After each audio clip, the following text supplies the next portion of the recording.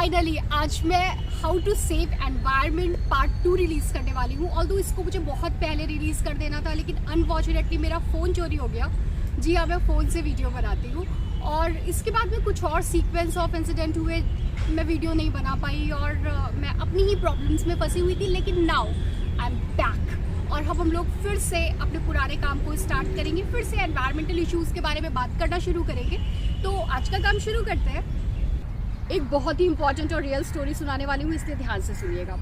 मार्च 2018 में थूथुकुडी तमिलनाडु के कुछ लोगों ने प्रोटेस्ट स्टार्ट कर दिया स्टरलाइट कॉपर्स के अगेंस्ट, जो कि एक कॉपर स्मेल्टिंग प्लांट है और वेदांता ग्रुप की यूनिट है। Vedanta group UK based company है। लोग लगातार प्रोटेस्ट करते जा रहे थे। उनकी डिमांड ये थी कि थूथुकुडी से स्टरलाइट के इस प्लांट को बंद हो जाना चाहिए, क्योंकि ये लोग एनवायरमेंटल लॉस को सिरे से खारिज कर देते हैं, बहुत बुरी तरीके से इग्नोर कर रहे हैं, कोई प्रोटेक्शन मैनेजमेंट, कोई प्रोटेक्शन मैकेनिज्म नहीं क्रिएट कर रहे हैं। इवन 2013 में एक टॉक्सिक गैस लीक भी हुआ था इस प्लांट से, जिसकी वजह से आसपास रहने वाले लोगों पे बहुत बुरा असर पड़ा था। बहुत सारे लोगों को सीरियस इलनेसेस हो गई थी, बहुत सारे लोग की डेथ हो गई थी। बेसिकली लोगों का कहना ये था कि एयर क्वालिटी बहुत ख़राब हो गई है थूथुकुडी की, पानी में एक्सेसिव अमाउंट में हैवी मेटल्स प्रेजेंट है, जो सांस से रिलेटेड बीमारियां होती हैं, कैंसर, ये सब बहुत कॉमन होता जा रहा है। डॉक्टर्स रिकमेंड कर रहे थे कि इस एरिया से हट करके उन लोगों को कहीं और चले जाना चाहिए, क्योंकि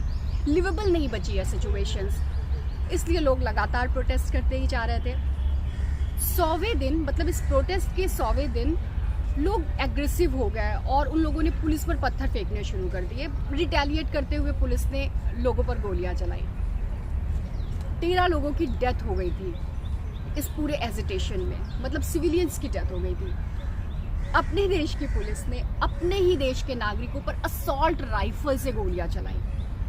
लोगों की गलती ये थी कि वो जिंदा रहने का अधिकार चाहते थे। लोगों की गलती ये थी कि वो उस कंपनी के अगेंस्ट खड़े हुए थे जिसको कहीं ना कहीं से तो स्ट्रॉन्ग बैकिंग ज़रूर मिल रही थी। लोगों की गलती ये थी कि उन लोगों ने उस टाइम रिटेलिएट नहीं किया, उस टाइम प्रोटेस्ट नहीं किया जिस टाइम ये कंपनी वहाँ पे इस्टेब्लिश होने जा रही थी। अगर मैं दूसरे इंसिडेंट की बात करूँ तो अभी थोड़े दिनों पहले चमोली में हम लोगों ने एक एवलांच फेस किया था। डिज़ास्टर था, क्लियर डिज़ास्टर था। ऑल्दो इसके बारे में ये एवलांच क्यों हुआ था, इस तरह की चीज़ें क्यों होती है, इससे रिलेटेड इस वीडियो में मैं एक पॉइंट डिस्क्राइब कर चुकी हूँ कि किस तरह से ग्लेशियर्स पिघलते हैं तो ऐसी प्रॉब्लम्स क्रिएट होती हैं। चमोली में भी बेसिकली ग्लेशियर पिघलने की वजह से झील क्रिएट हो गई थी, मतलब पानी पिघल गया था तो झीलें बन गई थी और फ्लैश फ्लड आ गया था। डिटेल में हम लोग फिर किसी वीडियो में बात करेंगे इसके बारे में। अब डिज़ास्टर होना था वो तो हो गया। आज हम लोग इस बात पर फोकस करेंगे कि हम ऐसी क्या चीज़ें करते कि चमोली और थूथुकुडी जैसी चीज़ें ना हो फ्यूचर में। पिछले वीडियो में मैंने आपको बताया था कि किस तरह से आप अपनी हैबिट्स में छोटे छोटे चेंजेस ला करके अपने पर्सनल एनवायरमेंटल फुटप्रिंट को कम कर सकते हैं। आज के वीडियो में मैं आपको बताने वाली हूँ कि कैसे थोड़ा सा और ज़्यादा एफर्ट करके आप बड़े लेवल पे चेंजेस भी ला सकते हैं। अब मेरा ये वीडियो जो है वो पिछले वीडियो का एक्सटेंशन होने वाला है, इसलिए अगर आपने पिछला वीडियो नहीं देखा है तो उसको ज़रूर देख लीजिएगा। ऐसा कोई ज़रूरी नहीं है कि पहले उस वीडियो को देखना है, लेकिन दोनों वीडियोज़ को कलेक्टिव वे में देखना बहुत ज़रूरी है, ठीक है। हेलो दोस्तों, मैं हूँ सुविधा वाजपेयी, स्वागत है आपका इको टॉक में, टॉक फॉर एक्शन। अच्छा, एक बात बताइए, मानिए कोई इंसान है जो एक रास्ते से रोज़ गुजरता है जिसमें कोई पत्थर पड़ा हुआ है और उस पत्थर से उसे रोज़ ही चोट लग जाती है। वो अगले दिन फिर मरहम पट्टी करके उसी रास्ते से निकलता है। अब इस इंसान को लग रहा है कि लाइफ तो बहुत कॉम्प्लिकेटेड है, लेकिन वो तो वॉरियर है और इन प्रॉब्लमेटिक सिचुएशंस से रोज़ ही लड़ता रहेगा। पर आपको क्या लगता है कि उसे वॉरियर कहना चाहिए या स्टूपिड कहना चाहिए? देखिए, मेरे अकॉर्डिंग तो इस तरह के इंसान को वॉरियर नहीं बल्कि स्टूपिड कहना चाहिए, क्योंकि वॉरियर वो है जो रास्ते में पड़े हुए उस पत्थर को हटाने की हिम्मत रखता हो, जिसकी वजह से उसको और दूसरे लोगों को रोज़ चोट लग जाती है। अब देखिए, ये जो एनवायरमेंटल इश्यूज़ है ये रास्ते में पड़े हुए उसी पत्थर की तरह है जिसको थोड़ा सा मेहनत करके, थोड़ी सी हिम्मत करके हटाया जा सकता है, लेकिन हम लोग लाइफ को कॉम्प्लिकेटेड मान करके ही पूरी ज़िंदगी बिता देते हैं। मेरे वीडियोस में मैं यही कोशिश करती हूँ कि किस तरह से हम लोग उन चीज़ों पर डिस्कशन कर सकते हैं, उन चीज़ों पर काम कर सकते हैं जिसके थ्रू रास्ते में पड़े हुए इस पत्थर को, यानी इन एनवायरमेंटल सिचुएशंस को सही किया जा सकता है। एक देश के नागरिक के तौर पर हमारी संवैधानिक जिम्मेदारी बनती है कि हम लोग अपनी चुनी हुई सरकारों से सवाल पूछते रहें। आपकी पॉलिटिकल लॉयल्टीज कुछ भी हो सकती है, आप किसी भी आइडियोलॉजी को सपोर्ट कर सकते हैं, डजेंट मैटर, लेकिन अपनी सरकारों से सवाल पूछना ये हमारे लिए बहुत ज़रूरी है, क्योंकि power corrupts and extreme power corrupts extremely. देखिए, सरकार हमारे वेलफेयर के लिए काम करती है, हमारे वेलफेयर के लिए स्कीम्स बनाती है, लेकिन वो हमारे वेलफेयर के लिए है या नहीं है, ये कौन डिसाइड करेगा? ऑब्वियसली हम लोग। अब यहाँ पर एक बहुत इंपॉर्टेंट चीज़ ये है कि सरकार बेसिकली 5 साल के कॉन्ट्रैक्ट पे हायर की हुई एम्प्लॉयज़ है जो कि हमारे टैक्सेस से चलती है। अब यहाँ पर बहुत सारे लोगों को ये एक गलत फहमी है कि नहीं, इंडिया में तो माइनॉरिटी टैक्सेस देती है, ज़्यादा लोग टैक्सेस ही कहाँ देते हैं। इंडिया में 100% पॉपुलेशन टैक्स देती है, डायरेक्ट या इनडायरेक्ट टैक्सेस के रूप में। जो बच्चा 5 रुपये का बिस्किट का पैकेट खरीदने भी जाता है, वो भी उस पर GST पे करता है। तो इसलिए ऐसा समझना तो बिल्कुल छोड़ दीजिए कि नहीं, इंडिया में तो लोग टैक्सेस ही नहीं पे करते हैं। वैसे तो ये बहुत छोटी सी बात लगती है, लेकिन ये बहुत इंपॉर्टेंट बात है। सरकारें जो भी पॉलिसीज़ लेकर आती हैं, अगर हम उन पर नज़र रखते हैं, उनके पॉजिटिव और नेगेटिव एस्पेक्ट्स पर रिएक्ट करते हैं, तो इससे पॉलिसी मेकिंग और ज़्यादा एफिशिएंट होती है।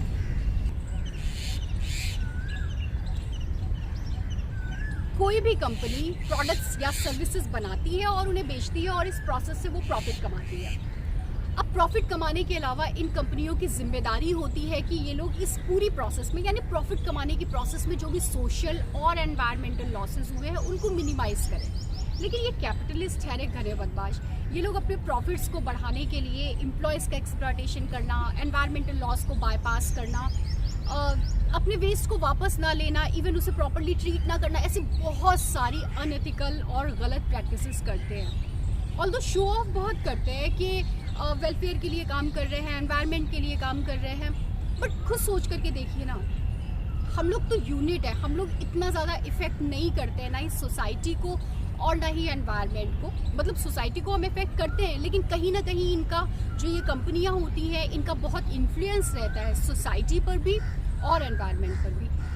अगर ये कंपनियां जेन्युइन एफर्ट्स कर रही होती तो फिर आपको बड़े चेंजेस दिखाई देते, पर ऐसा नहीं होता है। उसके अलावा रॉन्ग प्रैक्टिसेस फॉलो हमेशा करते रहने के लिए ये लोग मिसलीडिंग इन्फॉर्मेशन और फैलाते हैं।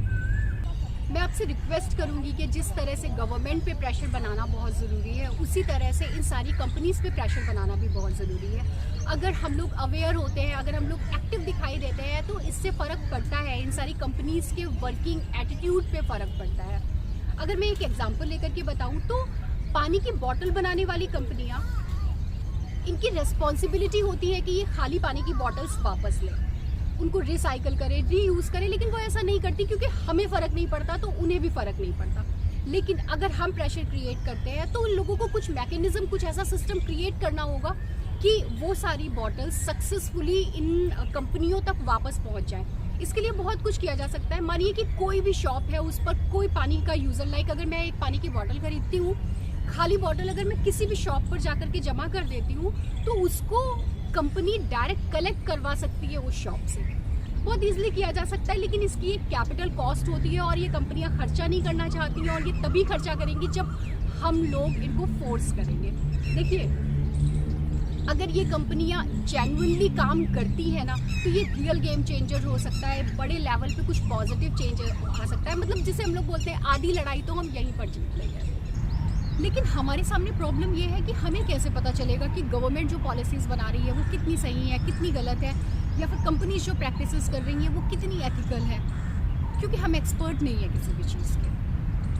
अब एक बात और जो बिल्कुल सच है कि हम लोगों को डेवलपमेंट भी चाहिए और हम लोगों को इकोनॉमिक ग्रोथ भी चाहिए, हम लोगों को एनवायरमेंटल प्रोटेक्शन भी चाहिए और हम लोगों को सोशल जस्टिस भी चाहिए। इसके लिए ज़रूरी है कि सस्टेनेबल डेवलपमेंट पे काम किया जाए, और सस्टेनेबल डेवलपमेंट तभी हो सकता है जब अलग अलग फील्ड के अलग अलग एक्सपर्ट्स को सुना जाए, उनसे राय ली जाए और उसके बाद में पॉलिसी मेकिंग हो।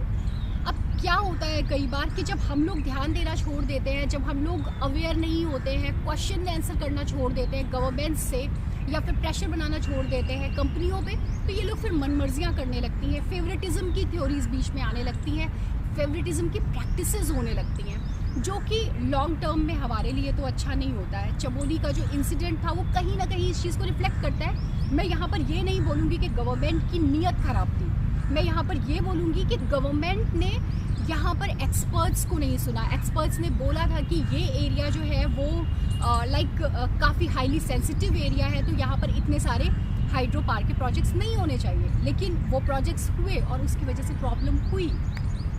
मैंने बहुत बार देखा है कि लोग इस तरह के टॉपिक्स पे डिस्कशन करना अवॉइड करते हैं, इनके बारे में बात करना अवॉइड करते हैं, क्योंकि ये उनकी कूल पर्सनालिटी को कॉम्प्लीमेंट नहीं करता। तो मैं यहाँ पर ऐसे लोगों को बोलना चाहूँगी कि आपको आपकी कूल पर्सनालिटी की डेफिनेशन चेंज करने की ज़रूरत है, क्योंकि अगर आपका एक पॉइंट ऑफ व्यू फ्यूचर का पाथवे डिसाइड कर सकता है, आगे आने वाले जनरेशन्स को इन्फ्लुएंस कर सकता है, तो वो कूल कैसे नहीं है।